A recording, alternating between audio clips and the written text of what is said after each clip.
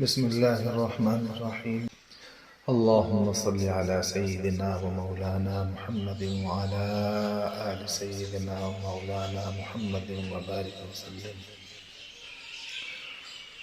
قال الإمام مالك رحمه الله: فتشبهوا إن لم تكونوا مثلهم فإن التشبه بالكرام فلاح.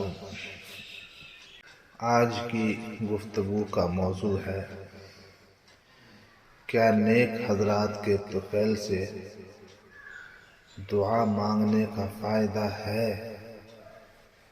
امیر المؤمنین فی الحدیث امام مالک رحمۃ اللہ علیہ فرماتے ہیں، تم اپنے مشائخ کی نقل کرو،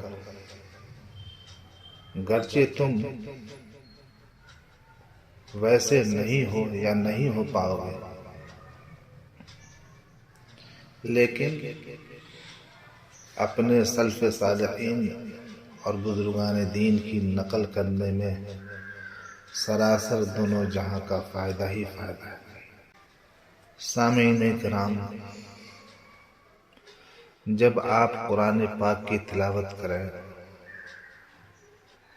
یا اذکار و وظائف پڑھیں، سنن و نوافل پڑھیں اور اس کے بعد دعا کریں تو ان اعمال کا ثواب حضور پاک صلی اللہ علیہ وسلم، تمام انبیاء کرام علیہ السلام اور اپنے تمام مرحومین مومنین و مومنات اور چاروں سلسلے کے اولیاء کرام کو ضرور بخش دیا کریں، اور اس طرح کہا کریں: یا اللہ، ان تمام حضرات کو اس کا ثواب عطا فرما، اور ان حضرات کے طفیل میں میری بھی مغفرت فرما اور میری مرادوں کو اور فلاں ضرورت کو پوری فرما، آمین یا رب العالمین۔ وصلی اللہ وسلم علی سیدنا محمد وعلی آلہ وصحبہ اجمعین۔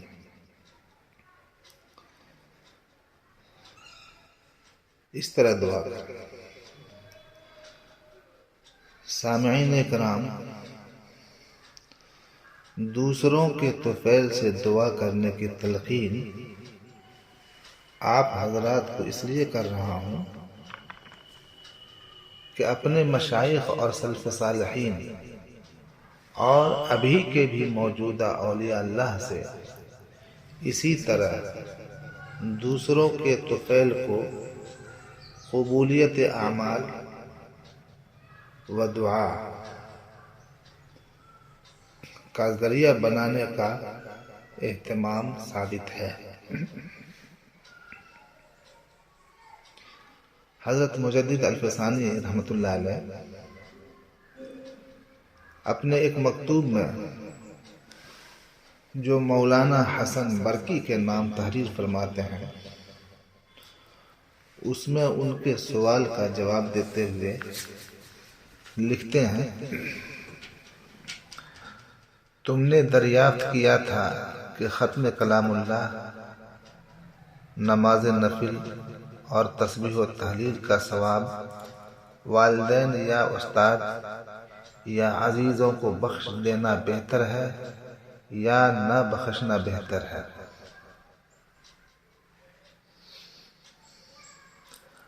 حضرت اس کا جواب دیتے ہوئے فرماتے ہیں: جاننا چاہیے کہ ثواب بخش دینا بہتر ہے، کیونکہ اس صورت میں دوسروں کو بھی نفع پہنچتا ہے اور خود کو بھی۔ آگے فرماتے ہیں: اور ثواب نہ بخشنے میں نفع صرف اپنے ہی ساتھ مخصوص و محدود رکھنا ہے۔ پھر آگے بہت ہی نقطے کی پتے کی بات حضرت فرماتے ہیں، بہت اہم بات جو میری گفتگو کا اصل مقصد ہے۔ فرماتے ہیں ثواب بخش دینے کی صورت میں ممکن ہے کہ بطفیل دیگراں ہی عمل قبول فرما لیں، یعنی حضرت یہ فرما رہے ہیں کہ ہم تو گناہگار ہیں، خطا کار ہیں، لیکن اللہ تعالی رحیم و کریم ہے۔ ان کے صالحین بندوں کو جب ہم اللہ تبارک و تعالی کی بارگاہ میں اللہ کی رضا کے لیے ثواب پہنچائیں گے تو ان کے اس توسل کی برکت سے اللہ تعالی ہمارے بھی اعمال کو قبول فرما لیں گے اور ہماری بھی دعاؤں کو قبول فرما لیں گے۔